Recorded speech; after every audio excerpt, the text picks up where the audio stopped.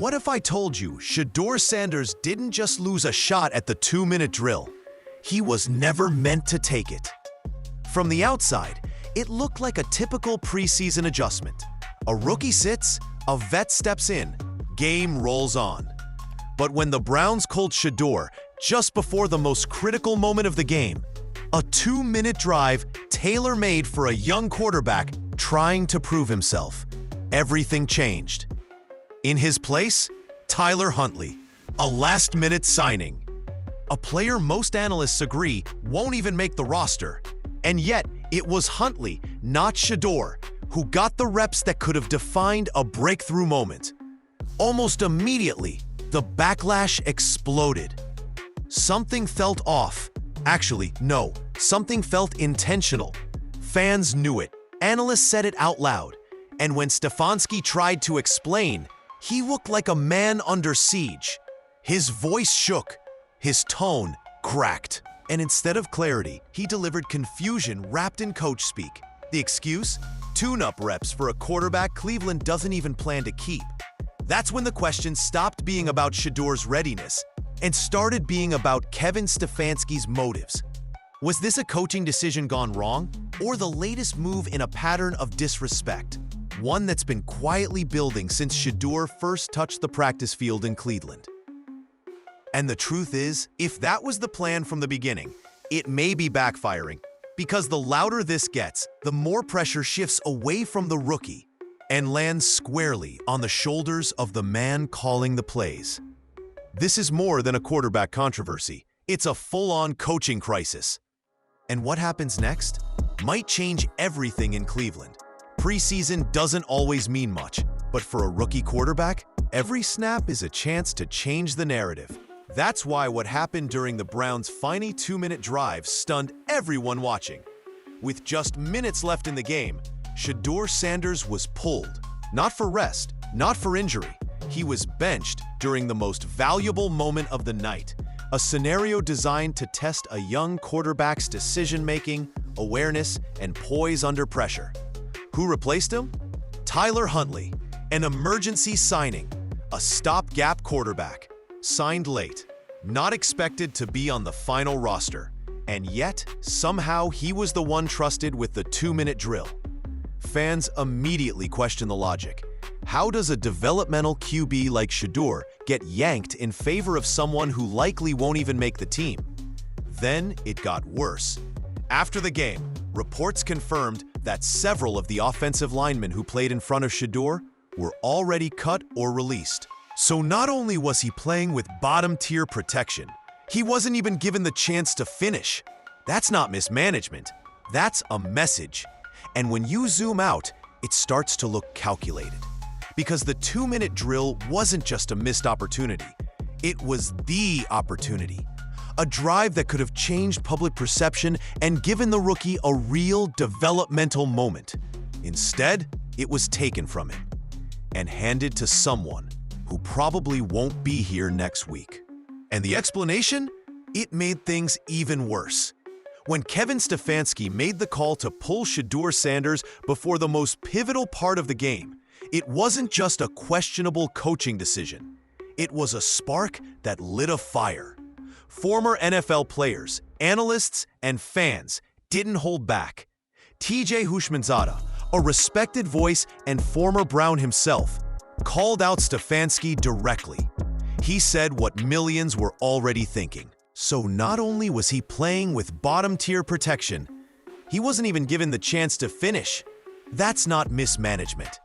That's a message. And when you zoom out, it starts to look calculated. Because the 2-minute drill wasn't just a missed opportunity, it was the opportunity. A drive that could have changed public perception and given the rookie a real developmental moment. Instead, it was taken from him and handed to someone who probably won't be here next week. And the explanation? It made things even worse. When Kevin Stefanski made the call to pull Shedeur Sanders before the most pivotal part of the game, it wasn't just a questionable coaching decision. It was a spark that lit a fire. Former NFL players, analysts, and fans didn't hold back. TJ Houshmandzadeh, a respected voice and former Brown himself, called out Stefanski directly. He said what millions were already thinking. It looked like this coach didn't want his quarterback to succeed, and he didn't stop there. TJ said Stefanski's actions felt personal, that in all his years around the league, he's never seen a head coach more visibly uncomfortable with a player's success. If they let Shedeur finish that drive, he warned, the fans would have been chanting his name week 1, and they didn't want that. Skip Bayless called it embarrassing. Stephen A. Smith said it outright. They're setting him up to fail. Suddenly, the narrative wasn't just about a rookie quarterback anymore. It was about a coach under fire. A coach making decisions that didn't make football sense, but did make political sense. And the timing couldn't have looked worse. Because not only were fans outraged, now the national media was aligned with them, calling Stefanski out for mishandling the situation and possibly tanking a rookie's early development for reasons no one could justify. The noise was growing louder by the hour, and Stefanski knew it. By the time Kevin Stefanski stepped up to the mic after the game, the heat was already building. Reporters pressed him on the decision to bench Shedeur Sanders ahead of the final 2-minute drill. They asked directly, "Why now? Why that moment?" And Stefanski's answer? It did anything but calm the storm. He mumbled something about getting Tyler Huntley tuned up. Seriously? Tuned up? A third-string QB brought in as an emergency signing, getting time in the most valuable part of the game? Over your actual rookie prospect? Even Stefanski looked uncomfortable as he said it. His voice cracked. He avoided eye contact. The confidence was gone. This wasn't a coach speaking from conviction. It was a man trying to hold the walls together as everything started to collapse. And the fans noticed. So did the media. What was supposed to be a clear, confident defense of a coaching decision turned into a shaky, awkward performance that said more than his words ever could. The body language? Defensive. The tone? Rattled. Not once did Stefanski mention Shedeur's development. Not once did he acknowledge what pulling him might have looked like. If this was supposed to quiet the critics, it did the opposite. Instead of cleaning up the mess, Stefanski added gasoline to the fire. And now, the questions weren't just about bad judgment.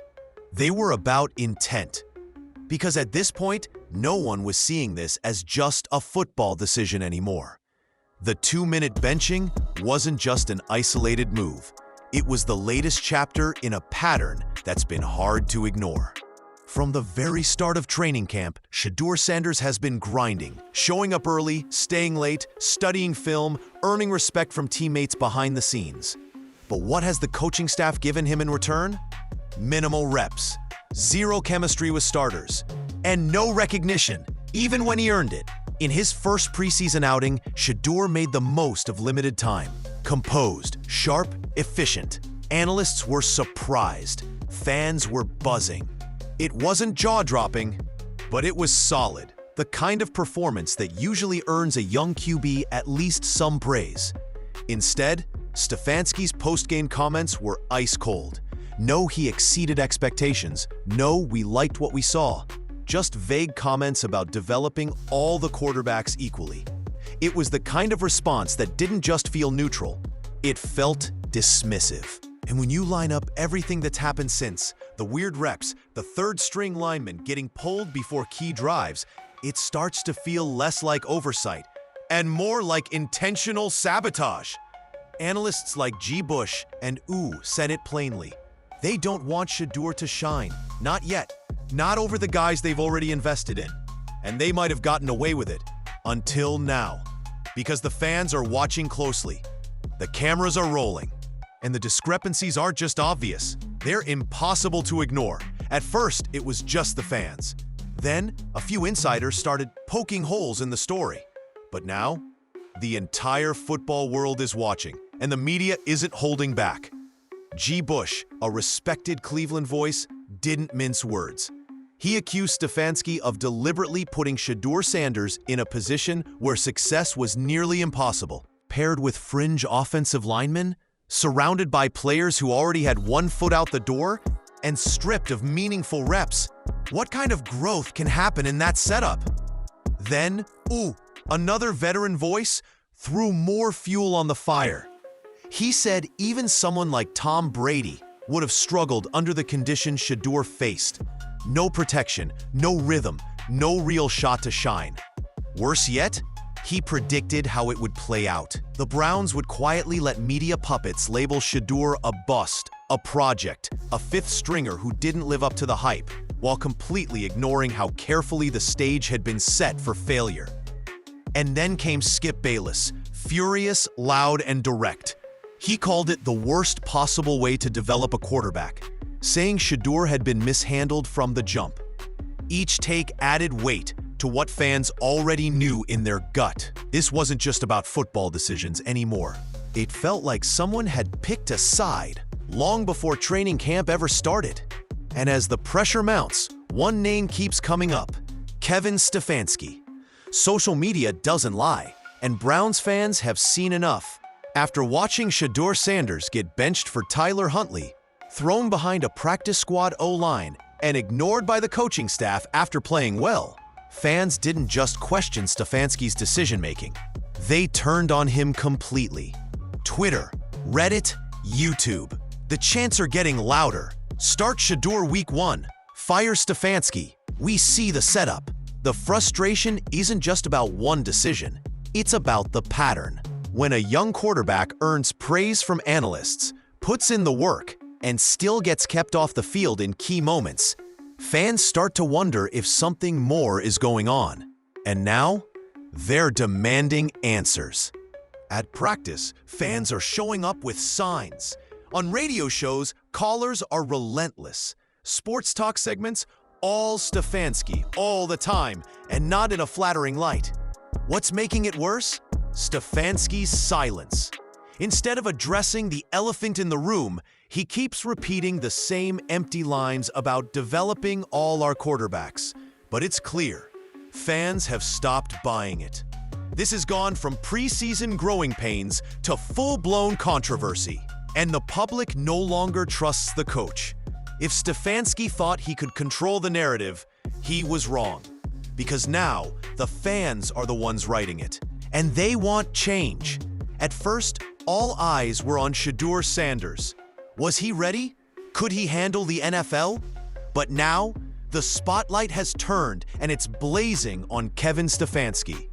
What was supposed to be a quiet preseason evaluation has unraveled into a public crisis. And instead of questions about a rookie quarterback, everyone's asking one thing now: what is Stefanski doing?